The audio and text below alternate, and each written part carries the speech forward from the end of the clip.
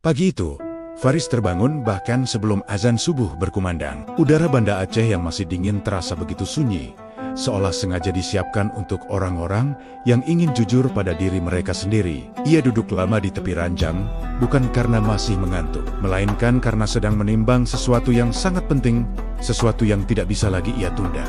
Faris sadar, hari ini adalah hari penentuan. Ia harus memilih satu dari dua hal, melangkah maju dengan cara yang benar, atau mundur dengan cara yang bermartabat. Keduanya, ia tahu sama-sama menuntut keberanian yang luar biasa. Dalam salatnya, Faris tidak meminta banyak hal. Ia hanya mengulang satu doa yang sama, diucapkan dengan pelan, namun berkali-kali, dengan penuh keyakinan.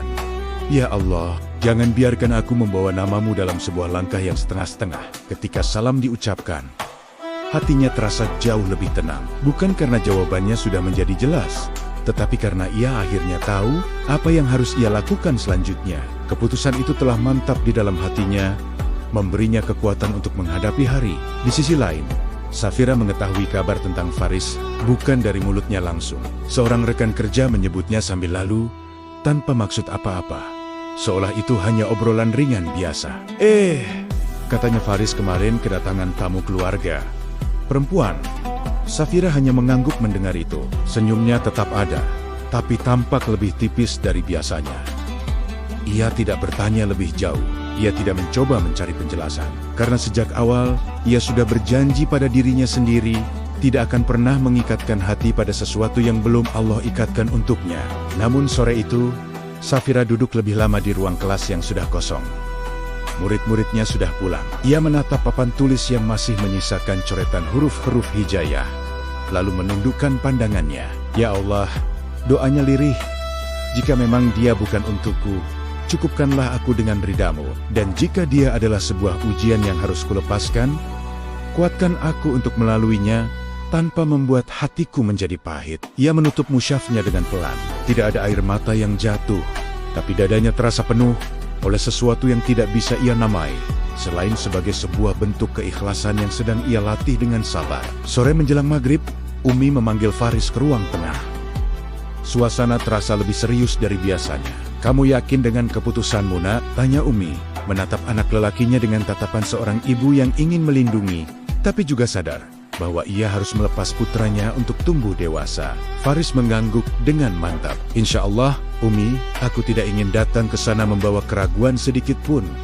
Umi menarik napas panjang. Lalu ia berdiri dan mengambil sebuah kain penutup kepala dari dalam lemari. "Kalau begitu," katanya dengan suara lembut namun tegas, "Umi akan menemanimu."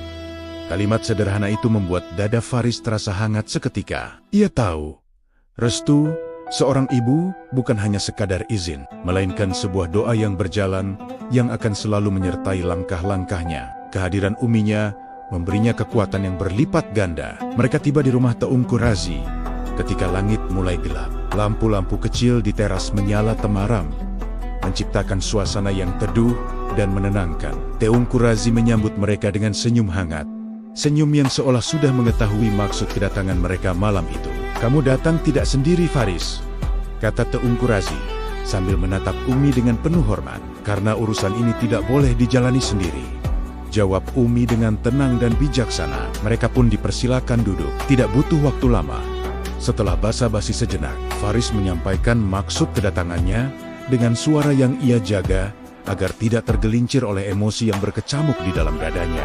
"Teungku, saya datang ke sini," kata Faris, memulai pembicaraan, "bukan untuk memastikan apakah saya akan diterima atau tidak. Saya datang untuk memastikan bahwa niat saya lurus karena Allah." Teungku Razi mengangguk perlahan, mendengarkan dengan saksama. "Dan niat itu?" tanyanya. Faris menunduk sejenak, mengumpulkan seluruh keberaniannya. "Jika Allah mengizinkan, saya ingin melamar Safira dengan cara yang benar, melalui walinya." Tanpa ada hubungan terlarang sebelumnya, kalimat itu meluncur begitu saja dari bibirnya, tanpa getar, tanpa ragu. Seolah selama ini ia hanya menunggu saat yang tepat dan keberanian untuk mengucapkannya. Teungku Razi tersenyum. "Kalau begitu, kamu sudah satu langkah lebih dekat pada ketenangan, Nak." Di rumahnya, Safira sedang membantu ibunya menyiapkan makan malam di dapur ketika pintu depan diketuk. Ketukan itu terdengar sopan, Tidak tergesa-gesa, tidak pula ragu-ragu. Ibunya menoleh. Ada tamu, Nak. Safira mengangguk. Biar Safira yang lihat, Bu. Ketika pintu dibuka, Safira terpaku sejenak. Di hadapannya berdiri Faris, bersama uminya, dan juga Teungku Razi. Jantung Safira berdegup lebih cepat dari biasanya, tapi ia berusaha menjaga wajahnya tetap tenang. Ia menunduk sopan. Assalamualaikum. Waalaikumsalam, jawab Safira dan ibunya hampir bersamaan. Mereka pun dipersilakan masuk dan duduk di ruang tamu. Suasana hening sejenak, namun hening yang bukan terasa canggung, melainkan hening yang penuh dengan adab dan rasa hormat. Faris tidak menatap Safira lama-lama. Ia menjaga pandangannya, seolah ingin menegaskan, aku datang ke sini bukan membawa perasaan, tapi membawa sebuah amanah. Teungku Razi akhirnya membuka pembicaraan. Beliau menjelaskan maksud kedatangan mereka dengan kalimat yang lurus, jelas, dan tidak berbelit-belit. Selama itu, Safira hanya menunduk, tangannya terlipat rapi di atas pangkuan.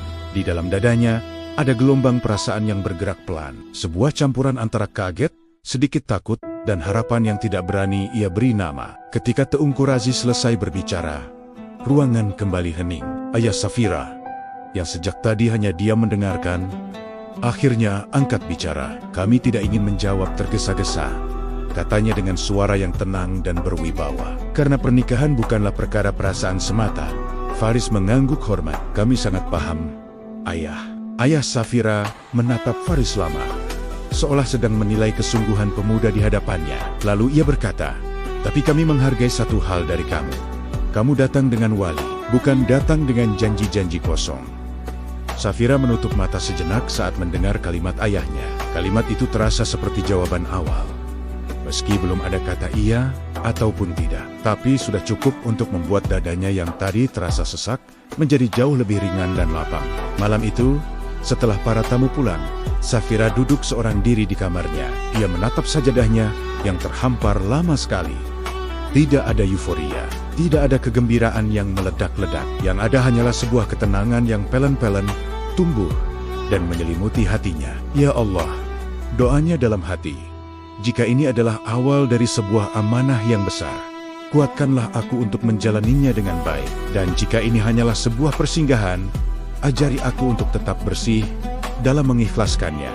Di tempat lain, di rumahnya, Faris juga tengah bersujud. Ia tahu, langkah pertama yang paling berat sudah berhasil ia ambil. Dan kini, ia hanya perlu melakukan satu hal lagi.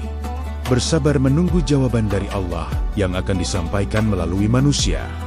Kisah mereka masih akan berlanjut. Jangan lupa untuk like dan subscribe ya. Terima kasih sudah menonton.